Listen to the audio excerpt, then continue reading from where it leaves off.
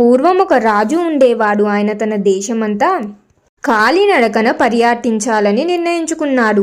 పర్యటన ముగించుకుని తిరిగి కోటకు వచ్చేసరికి ఆయన కాళ్ళు చాలా నొప్పులు పుట్టాయి.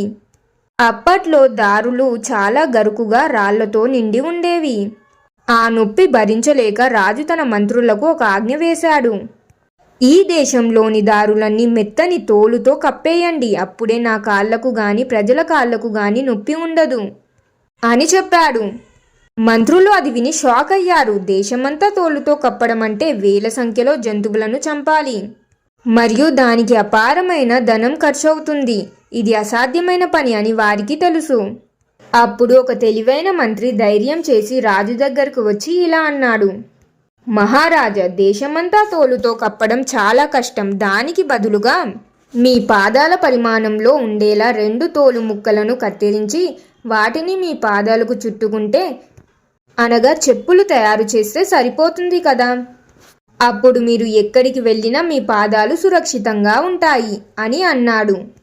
అప్పుడు అందులో పనిచేసే ఒక వ్యక్తి ఇలా అన్నాడు: ఈ ఆలోచన మీకెలా వచ్చింది అని. అప్పుడు మంత్రి అన్నాడు: నాకు ఈ ఆలోచన ఎలా వచ్చింది అని అడిగే ముందు మీకెందుకు రాలేదు అని సిగ్గుపడండి అని అన్నాడు. రాజు ఆ సలహా విని ఆశ్చర్యపోయి వెంటనే తన కోసం ఒక జత చెప్పులు తయారు చేయించుకున్నాడు. అలా ఆ గ్రామంలోని ప్రజలు మరియు మిగతా గ్రామాల్లోని ప్రజలు అందరూ కూడా చెప్పులు తయారు చేసుకుని వేసుకోవడం మొదలుపెట్టారు.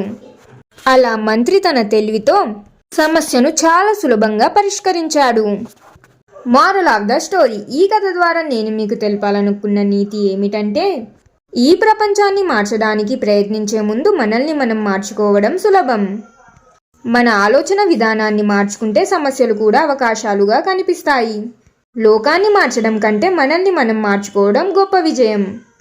చూశారు కదా ఫ్రెండ్స్, ఈ కథ మీకు ఎలా అనిపించింది అనేది మీ అభిప్రాయాన్ని కామెంట్స్లో తెలియజేయండి. కథ నచ్చితే లైక్ చేయండి, మీ ఫ్యామిలీ అండ్ ఫ్రెండ్స్ తోటి కూడా షేర్ చేయండి. ఇంకెన్నో మంచి కథల కోసం ఇప్పుడే మన ఛానల్ని సబ్స్క్రైబ్ చేయండి. ఇంకొక మంచి కథతో మళ్ళీ కలుద్దాం. ధన్యవాదాలు.